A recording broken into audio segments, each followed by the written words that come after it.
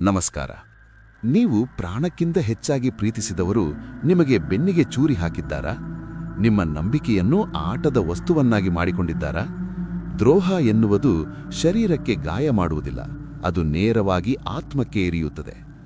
ಆಚಾರ್ಯ ಚಾಣಕ್ಯರು ಹೇಳುತ್ತಾರೆ, ಯಾರು ಸುಳ್ಳಿನ ಅಡಿಪಾಯದ ಮೇಲೆ ಸಂಬಂಧ ಬೆಳೆಸುತ್ತಾರೋ ಅಂತಹವರಿಂದ ದೂರವಿರುವುದೇ ಶ್ರೇಯಸ್ಕರ.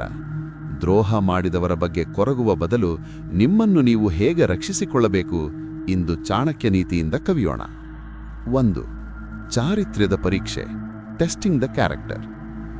ಚಾಣಕ್ಯರ ಮೊದಲ ಪಾಠ, ಬಂಗಾರವನ್ನು ಉಜ್ಜಿ, ಕತ್ತರಿಸಿ, ಕಾಯಿಸಿ ಹೇಗೆ ಪರೀಕ್ಷಿಸುತ್ತೇವೋ ಹಾಗೆಯೇ ಒಬ್ಬ ವ್ಯಕ್ತಿಯನ್ನು ಅವನ ಗುಣ ಮತ್ತು ಕೆಲಸಗಳಿಂದ ಪರೀಕ್ಷಿಸಬೇಕು. ಪ್ರೀತಿಯ ಆತುರದಲ್ಲಿ ನಾವು ಎಷ್ಟೋ ಬಾರಿ ಎದುರಿಗಿರುವವರ ಅಸಲಿ ಮುಖವನ್ನು ನೋಡುವುದಿಲ್ಲ.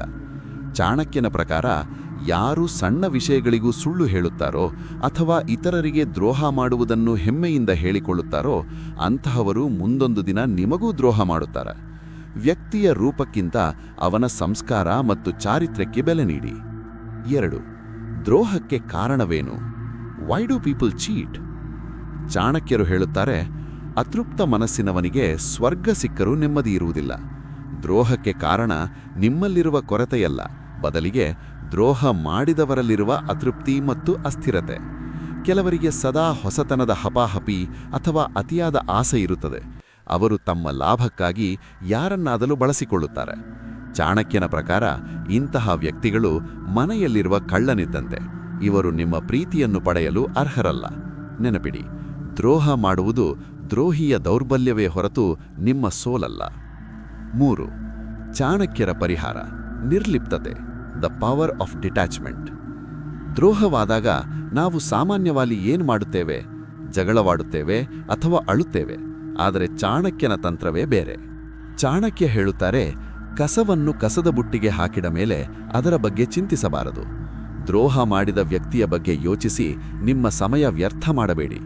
ಅವರಿಗೆ ನೀಡುವ ಅತಿದೊಡ್ಡ ಶಿಕ್ಷೆ ಎಂದರೆ ನಿಮ್ಮ ಜೀವನದಲ್ಲಿ ಅವರಿಗಿದ್ದ ಸ್ಥಾನವನ್ನು ಕಿತ್ತುಕೊಳ್ಳುವುದು ಮತ್ತು ನೀವು ಅತಿ ಹೆಚ್ಚು ಯಶಸ್ವಿಯಾಗುವುದು.